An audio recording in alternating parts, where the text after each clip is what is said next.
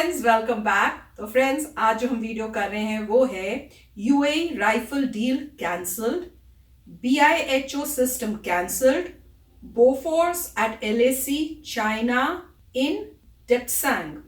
तो friends, news तो खूब सारी हैं। अब इनको इन डेप्थ सुनते हैं और पता करते हैं कि क्या हुआ है। तो वीडियो शुरू करने से पहले अगर आप इस चैनल पर नए हो और आपने अभी तक सब्सक्राइब नहीं किया है तो सबसे पहले जल्दी से नीचे सब्सक्राइब के बटन को क्लिक कर लो, साथ में बेल आइकन को, ताकि आपको हमारे सारे न्यू वीडियोस जो हम इतनी डिफरेंट वैरायटीज के करते हैं उनका नोटिफिकेशन आपको मिल जाए जैसे ही वो अपलोड होते हैं। एंड यस फ्रेंड्स, वीडियो देखने के बाद अगर पसंद आए तो कर देना लाइक और शेयर करना ये वीडियो अपने फ्रेंड्स और फैमिली के साथ। तो चलो फ्रेंड्स, स्टार्ट करते हैं आज का ये वीडियो। टॉप हेडलाइंस कुछ इस प्रकार है। पिछले 10 दिनों में एलएसी पर 1 या 2 नहीं बल्कि 4 बार हुई है फायरिंग वाली घटना। रक्षा मंत्रालय के बड़े फैसले के बाद अब इंडियन फोर्सेस को मिलेंगी स्वदेशी कार्बाइन और स्वदेशी self propelled air defence gun system. LAC पर चीन के साथ चल रहे तनाव के बीच इंडियन आर्मी तैयार कर रही है अपनी बोफोर होविट्जर्स को। चीन की प्रोपेगेंडा मीडिया का दावा उनका J-20 फाइटर बीट कर सकता है इंडियन एयरफोर्स के सुखोई और राइफल फाइटर्स को। और पहली बार सामने आई डेप्सैंग एरिया में चीनी सेना की डिप्लॉयमेंट की क्लियर इमेजेस। टॉप सोर्सेज की तरफ से कंफर्म किया गया है कि पूर्वी लद्दाख में पिछले 10 दिनों में भारत और चीन के बीच फायरिंग के करीब 4 मामले हो चुके हैं। और अब पहली बार डेप्सैंग एरिया के नॉर्थ में 200 किलोमीटर पर चाइनीज मिलिट्री के एग्रेसिव पोस्चर साफ साफ दिखाई दिया है। और जबकि इंडिया टुडे की तरफ से इसका पहला क्लियर विजुअल एविडेंस भी सामने आया है। और 10 सितंबर को जो भारत और चीन के विदेश मंत्री के बीच मीटिंग आयोजित हुई थी, उस मीटिंग से पहले जो फायरिंग वाली घटना सामने आई थी, उस घटना में दोनों पक्षों की तरफ से करीब 100 से 200 राउंड हवा में फायर किए गए थे। और ये घटना उस रिज लाइन पर हुई थी जहां पर फिंगर 3 और फिंगर 4 एक दूसरे में मर्ज होती हैं। और ये भी माना जा रहा है कि चीन की तरफ से एलएसी के साथ करीब 52,000 ट्रूप्स की डिप्लॉयमेंट की गई है, जिनमें से करीब 10,000 ट्रूप्स पैंगोंगशू के साउदर्न बैंक पर डिप्लॉय किए गए हैं। और खास करके उन क्षेत्रों पर जहां पर इंडियन आर्मी ने 2930 अगस्त को एक प्रीएम्प्टिव कार्रवाई की थी। और जैसा कि पिछले डिफेंस अपडेट में हमने आपको बताया था कि पूर्वी लद्दाख पर तैनात इंडियन सोल्जर्स को स्पेशलाइज्ड विंटर क्लोथिंग और अन्य गियर से इक्विप्ड कर दिया गया है, जिसका मतलब ये हुआ कि पूर्वी लद्दाख में चीन का सामना करने के लिए इंडियन आर्मी ने सर्दियों के मौसम के लिए भी तैयारियां कर ली है। और जिस तरीके से चीन के साथ तनाव बढ़ रहा है उसी को ध्यान में रखते हुए इंडियन आर्मी ने अपनी फॉर्मिडेबल बोफोर्स होविट्जर्स को भी ऑपरेशंस के लिए तैयार करना शुरू कर दिया है। और ये वही बोफोर है जिसने 1999 के कारगिल वॉर में भी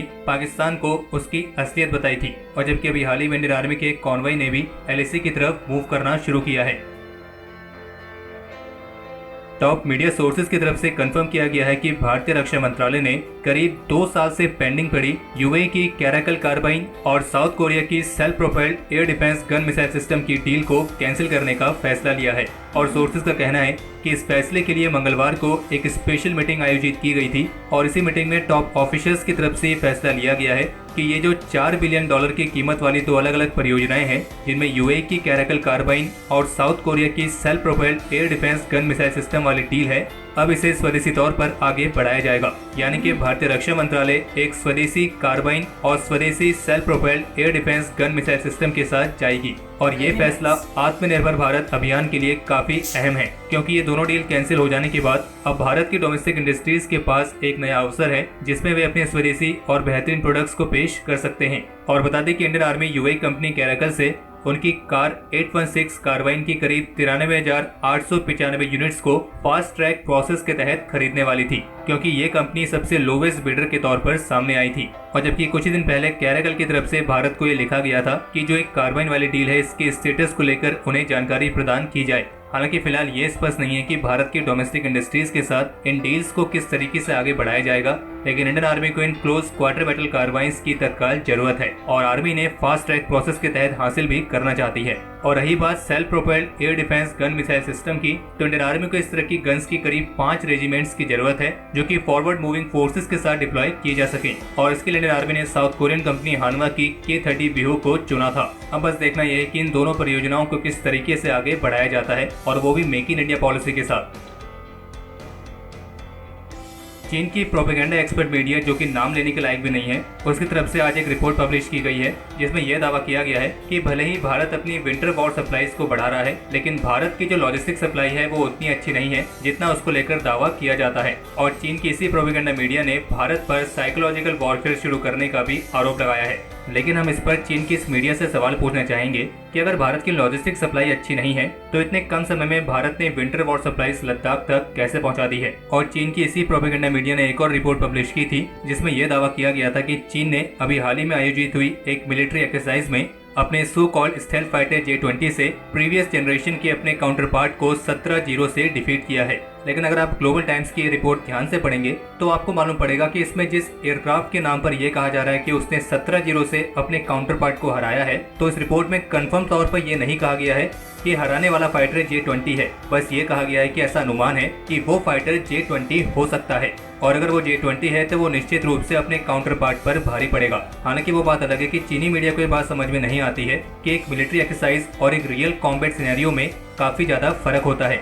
मिलिट्री एक्सरसाइज में जो आपके ओपोनेंट्स होते हैं वो आपके एसेट्स होते हैं, यानी कि आपको उनके बारे में हर चीज मालूम होती है, तो ऐसे में उनके खिलाफ कॉम्पीट करना कोई बड़ी बात नहीं है। लेकिन जब बात आती है रियल कॉम्बैट सिनेरियो की, तो इस सवाल का जवाब आपको पाकिस्तान एयरफोर्स बहुत अच्छे तरीके से दे सकती है, क्योंकि उन्हें मालूम है कि इंडियन एयरफोर्स किस तरीके से MiG-21 से उनके F-16 को गिराने की कैपेबिलिटी रखती है। लेकिन चीन की इस प्रोपेगेंडा रिपोर्ट को खुलासा करने के लिए किसी और की जरूरत नहीं है, बल्कि चीन की खुद की रिपोर्ट ने इस प्रोपेगेंडा की पोल खोल दी है, क्योंकि इसी पर चीन की PLA डेली ने अपनी रिपोर्ट में यह कहा है कि चैन शिनहाओ, जो कि उनका फाइटर पायलट है, उसने नए एयरक्राफ्ट J-20 को केवल 100 घंटे ही उड़ाया है।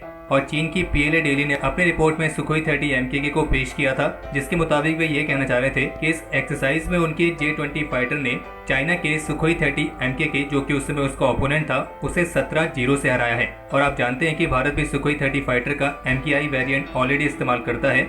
हालांकि वो बात अलग है कि वो चाइनीज एयरफोर्स के सुखोई 30 MKK वेरिएंट से कहीं ज्यादा एडवांस है। और हमने भारत और चीन के सुखोई 30 फाइटर्स में मेन डिफरेंस क्या है उस पर वीडियो ऑलरेडी बनाई है, आप वो वीडियो जाकर भी देख सकते हैं, और उसका लिंक आपको इस वीडियो के आई बटन में मिल जाएगा। अब ये बात केवल चीनी मीडिया समझा सकती है कि केवल एक मिलिट्री एक्सरसाइज के आधार पर उन्होंने कैसे मान लिया कि J-20 फाइटर इंडियन एयरफोर्स के सुखोई 30 MKI फाइटर को बीट कर सकता है। और आपको ये भी बता दें कि जब तक कि चीन की PLA डेली ने अपनी फीचर्ड इमेज में सुखोई 30 MKK फाइटर की पिक्चर नहीं लगाई थी, तो इससे पहले तो ग्लोबल टाइम्स ये दावा कर रही थी कि उनका J-20 फाइटर भारत के राफेल फाइटर को बीट कर सकता है। लेकिन फिर PLA डेली की रिपोर्ट के बाद उन्होंने इसमें कुछ बदलाव किए और राफेल फाइटर का नाम हटा के वहाँ पे लिख दिया प्रीवियस जनरेशन का फाइटर। अब वो कोई भी हो सकता है। मंगलवार को SCO मेंबर कंट्रीज के नेशनल सिक्योरिटी एडवाइजर्स की एक वर्चुअल मीटिंग आयोजित की गई थी, लेकिन इस मीटिंग में भी पाकिस्तान ने एक बार फिर से झूठ को बढ़ाने की कोशिश की, और जिसके तहत पाकिस्तान ने इस मीटिंग में अपना एक काल्पनिक नक्शा पेश किया था। और पाकिस्तान की इसी बेहुदा हरकत को देखकर भारत के national security adviser Ajit Doval ने SCO की वो मीटिंग ही छोड़ दी थी। और इस पूरे मामले को लेकर भारतीय विदेश मंत्रालय की तरफ से कहा गया है कि SCO मीटिंग में पाकिस्तान के नेशनल सिक्योरिटी एडवाइजर ने जानबूझकर एक काल्पनिक नक्शा पेश किया, और इस नक्शे का पाकिस्तान लगातार प्रचार भी कर रहा है। और पाकिस्तान की इस हरकत के बाद फिर भारत ने विरोध जताते हुए इस मीटिंग को छोड़ दिया। और बता दें कि इस मीटिंग की अध्यक्षता रशिया द्वारा की जा रही थी, और गवर्नमेंट सोर्सेज का कहना है कि पाकिस्तान की ये हरकत SCO चार्टर का उल्लंघन था, और SCO की मेंबर कंट्रीज की क्षेत्रीय संप्रभुता और अखंडता की सुरक्षा को लेकर सभी स्थापित मानकों के खिलाफ भी था। और ये तो आप जानते ही हैं कि पाकिस्तान ने पिछले महीने ही अपना एक नया मैप जारी किया था, जिसमें उसने भारत के अधिकतर क्षेत्रों को अपना हिस्सा बताया था। और वैसे तो पाकिस्तान के उस मैप को कोई पूछ भी नहीं रहा है सिवाय पाकिस्तान के, तो हो सकता है कि पाकिस्तान ने ये सोचा होगा कि फिलहाल उसके पास इतना बजट तो है नहीं कि वो हर एक SCO कंट्री में ट्रैवल करे और वहाँ जाकर अपने नए मैप का प्रचार करे। तो पाकिस्तान ने सोचा होगा वर्चुअल मीटिंग हो ही रही है फ्री में, क्यों ना इस मैप को यहीं दिखा लिया जाए, क्योंकि यहाँ पे SCO के सारे मेंबर्स मौजूद रहेंगे। और पाकिस्तान से याद आया कि 14 और 15 सितंबर को बॉर्डर सिक्योरिटी फोर्स ने 5 पाकिस्तानी आतंकियों की घुसपैठ को नाकाम किया है। बुधवार को इंडियन आर्मी ऑफिशियल्स की तरफ से कहा गया है कि अगर सीमा पर चीन के साथ युद्ध जैसे हालात बनते हैं तो फिर चीन को एक better train, better prepared, fully rested और साइकोलॉजिकली हार्डन इंडियन सोल्जर्स का सामना करना पड़ेगा। और अगर पूर्वी लद्दाख में सर्दियों के मौसम में भी कोई फुल फ्लेज वॉर छिड़ता है तो उसके लिए भी इंडियन आर्मी ने अपनी तरफ से पूरी तैयारी कर रखी है। और वैसे भी इंडियन सोल्जर्स के कंपेयर में जो चाइनीज सोल्जर्स हैं उन्हें इस तरह के हाई ऑल्टीट्यूड एरियाज पर, और वो भी माइनस फ्रीजिंग टेम्परेचर के साथ लड़ने का कोई खास अनुभव नहीं है। और ऐसी स्थिति में वे इंडियन सोल्जर्स की तुलना में फिजिकली और साइकोलॉजिकली दोनों ही तरीके से वीक हैं। तभी तो चीन कन्वेंशनल वॉरफेयर के बजाय हाइब्रिड वॉरफेयर पर ज्यादा ध्यान दे रहा है। और आपको बता दें कि हमने आज डिफेंस ज्ञान सीरीज में एक हाइब्रिड वॉरफेयर पर अलग से डेडिकेटेड वीडियो बनाई है। अगर आपने वीडियो नहीं देखी है तो आप जाकर वो वीडियो जरूर देखें, क्योंकि उससे आपको मालूम पड़ेगा कि चीन किस तरीके से हाइब्रिड वॉरफेयर का इस्तेमाल अपनी विस्तारवादी नीति को फैलाने के लिए करता है। और हाइब्रिड वॉरफेयर वाली वीडियो का लिंक आपको आई बटन में मिल जाएगा। और इसी के साथ पूर्व लद्दाख में इंडियन आर्मी को हर तरह का सपोर्ट जल्द से जल्द मिल सके, इसके लिए BRO ने फैसला लिया है कि अब वे श्रीनगर, जोजिला, कारगिल लेह एक्सेस को केवल 45 दिन के लिए ही बंद रखेंगे, वरना इससे पहले ये एक्सेस बर्फ की वजह से करीब 95 दिनों तक बंद रखा जाता था। लेकिन इस बार ऐसा नहीं होगा। BRO पूरी कोशिश करेगी कि इसे केवल 45 दिन तक ही बंद रखा जाए। और साथ ही DBO रोड पर जितने भी ब्रिजेस हैं उन सभी को और मजबूत किया जा रहा है, ताकि वो आर्मी की बैटल टैंक्स का लोड भी झेल सके। और इससे उम्मीद है कि 15 अक्टूबर तक इन ब्रिजेस से इंडियन आर्मी की टैंक्स की मूवमेंट भी अलाउ कर दी जाएगी। और बाकी मनाली को लेह से जोड़ने वाली 9.2 किलोमीटर की अटल टनल का निर्माण कार्य भी पूरा हो चुका है, जो कि 10,000 फीट की ऊंचाई पर बनी दुनिया की सबसे लॉन्गेस्ट हाईवे टनल है। और इसका निर्माण कार्य करीब 10 साल बाद पूरा हुआ है, जबकि शुरुआत में यह अनुमान लगाया गया था कि इसका निर्माण कार्य केवल 6 साल से भी कम समय में पूरा कर लिया जाएगा। तो फ्रेंड्स, बहुत ही कमाल के वीडियो होते हैं, शॉर्ट टाइम में सारा आपको पता चल जाता है, लेटेस्ट अपडेट्स डिफेंस के। तो इसलिए मुझे ये वीडियोस बहुत ही पसंद आते हैं और इतनी सारी डिटेल मिल जाती है। तो फ्रेंड्स, दिखा रहे हैं, जो सब दिखाया उससे यही पता चल रहा है कि बहुत सीरियस चल रहा है सिचुएशन, और इंडिया फुली प्रिपेयर्ड है कि जो भी होगा हम प्रिपेयर्ड है। अगर वॉर हुई तो वी आर रेडी, अगर वॉर नहीं हुई तो वेल एंड गुड। तो मैसेज चाइना को काफी अच्छा जा रहा है, और मुझे लग रहा है जो चाइना है वो माइंड गेम प्ले करने की कोशिश कर रहा है, बताने की ये कोशिश कर रहा है कि इंडिया जो है इतना प्रिपेयर्ड नहीं है, ये तो सिर्फ ऐसे ही बोल रहे हैं उस टाइप से। पर जवाब में तो उनको पता चल ही जाएगा इवेंचुअली। और बहुत मतलब अच्छी बात है कि इंडिया जो है पहले से ही रेडी होके बैठा हुआ है कि, और मैसेज भेज रहा है उनको कि हम पीछे हटने वाले नहीं हैं। तो जो भी आप स्टेप लोगे उसका रिपरकशन जो होना है वो आपके ऊपर होगा। तो फ्रेंड्स, कमाल का वीडियो था, बहुत चीजें बताई, और बेस्ट मुझे वो लगा जिसमें उन्होंने डील्स कैंसिल की हैं। क्यों? क्योंकि मेड इन इंडिया का हमने शुरू किया है, और दिखा रहे हैं कि जो शुरू किया है उसको वो सीरियस ले रहे हैं और खुद इंप्लीमेंट करके वो एग्जाम्पल सेट कर रहे हैं। और इससे फायदा ये भी होगा, जो अनएम्प्लॉयमेंट का हो रहा है प्रॉब्लम्स, जब खुद मेड इन इंडिया बनेगा तो हमारे जो यूथ हैं उनको भी जॉब्स मिलेंगी, अगर उनमें वो क्वालिफिकेशंस हैं। तो मैं तो यही सजेस्ट करूंगी कि आप क्वालिफिकेशंस जो है अपनी उनको और डेवलप करो तब तक, ताकि आपको इन एरियाज में मौका मिले जॉब लेने का, और आप भी इंडिया की डेवलपमेंट में अपना पार्टिसिपेशन कर सको। राइट। सो इसमें जो था, जो एक मुझे बात अजीब लगी है कि हम लोग जो हैं UAE से भी वेपन्स ले रहे हैं। अब UAE जो है कोई सुपर पावर नहीं है, राइट, आपको पता है ये छोटी सी कंट्री है, और उस UAE से अगर वेपन, इतना बड़ा देश इंडिया, इतनी ह्यूज कंट्री अगर वेपन इंपोर्ट कर रहा है तो ये वियर्ड सी बात है, मतलब अजीब सी बात है। ऐसे कैसे आप किसी भी कंट्रीज़ के वेपन्स ले रहे हैं। और बहुत अच्छा हुआ कि कैंसिल हो गए हैं कॉन्ट्रैक्ट, इंडिया खुद बनाएगा अपनी चीज़।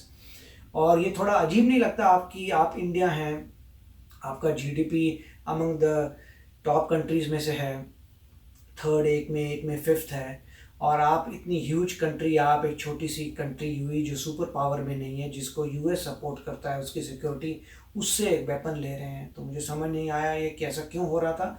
अब बहुत अच्छी बात है कि मोदी जी आए, उन्होंने ये सब चीज़ें ठीक की हैं कि हम खुद बनाएंगे, ऐसी चीज़ें तो खुद बना लेनी चाहिए इंस्टेड किसी से मंगवाई जाएँ। तो ये बहुत अच्छी बात थी। दूसरा, जो ग्लोबल टाइम्स बोलती है उस पर सब लोग इग्नोर करते हैं, क्योंकि वो उनका गवर्नमेंट की न्यूज़पेपर है। तो आप गवर्नमेंट की कोई भी बात हो तो वो प्रोपागेंडा होता है, आप कर नहीं सकते।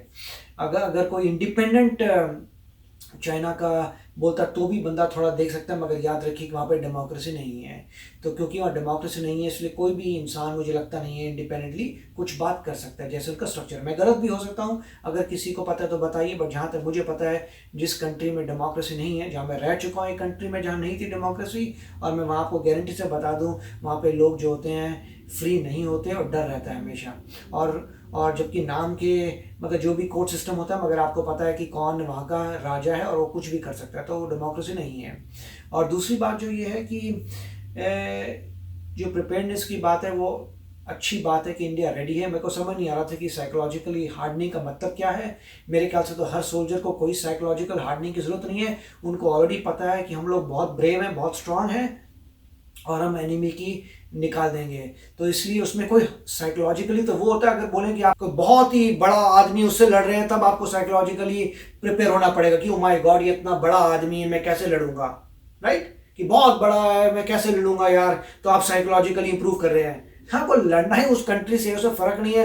1.3 बिलियन आपके लोग हैं, आपकी इतनी बड़ी कंट्री, आपकी इतनी पावरफुल आर्मी है, तो आपको साइकोलॉजिकली उससे लड़ने में क्या प्रॉब्लम है? कोई प्रॉब्लम नहीं है। उल्टा जितने भी लोग हैं, जो मेजर गौरव थे, वो भी यही कह रहे थे कि इंडियन आर्मी को दे दो, वो तो सब छक्के छुड़ा देगी। तो मेरे ख्याल से तो यही स्टांस है, कोई साइकोलॉजिकल जरूरत नहीं है, कोई बड़ी बात नहीं है।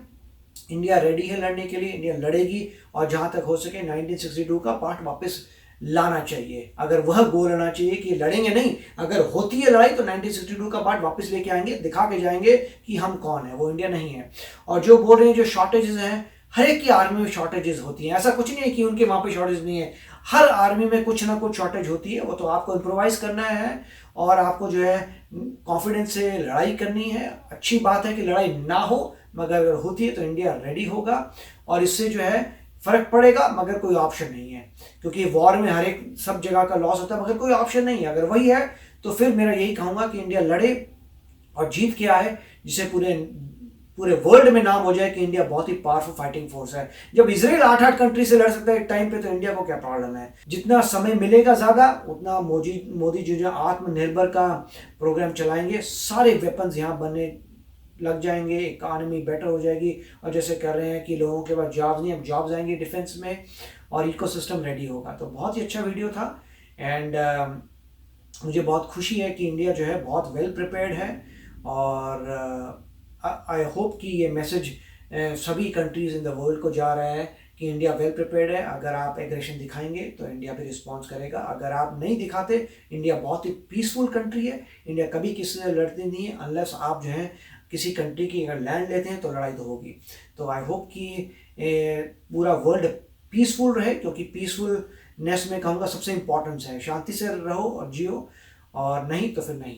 तो फ्रेंड्स, वीडियो बहुत अच्छा था, आशा करते हैं आपको भी पसंद आया होगा। तो चलते हैं, मिलेंगे नेक्स्ट वीडियो में बहुत ही जल्द। Till then take care and bye bye. तो अगर आप मेरे इस चैनल पे नए हो तो जल्दी से सब्सक्राइब के बटन को हिट करो और बेल आइकन को क्लिक करो, ताकि आपको मेरा जब नया वीडियो मैं लगाऊं, आपको उसके बारे में जल्दी से पता चल जाए।